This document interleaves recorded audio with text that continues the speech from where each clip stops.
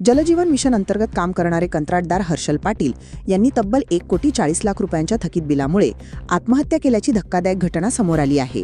त्यांच्या आत्महत्येनंतर राज्य सरकारवर गंभीर आरोप होत असून ठेकेदारांच्या आत्महत्येला सरकार जबाबदार आहे का हा सवाल साऱ्यांना चटके लावतोय। मंत्री गुलाबराव पाटील यांनी तातडीनं प्रतिक्रिया देत हर्षल पाटलांच्या नावावर कोणतीही थकबाकी नाही असं स्पष्ट केलं। त्यांनी कोणतेही अधिकृत काम घेतलेले नाही। त्यांनी जर एखादा सबकॉन्ट्रॅक्ट घेतला असेल तर त्यास मुख्य ठेकेदार जबाबदार आहे। मात्र योजनेच्या कागदपत्रांचा अभ्यास केला असता ऑक्टोबर 2024 पासून जलजीवन मिशनचे तब्बल 35,622 कोटी रुपये कंत्राटदारांना थकीत असल्याची माहिती समोर आली आहे। ही बाब सरकारच्या दाव्यांना फाटा देणारी आहे। हर्षल पाटील यांचं घर, कुटुंब आणि व्यवसाय आर्थिक विवंचनेत बुडाल्याचं बोललं जात आहे।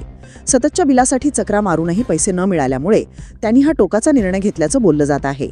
या घटनेमुळे सरकारच्या पायाखालची वाळू सरकली असून कंत्राटदार संघटनांनीही संतप्त प्रतिक्रिया दिल्या आहेत। आम्ही काम केलं पण सरकार पैसे देत नाही, आमच्या जीवावर ही योजना चालतीये का असा प्रश्न ठेकेदारांनी उपस्थित केला आहे।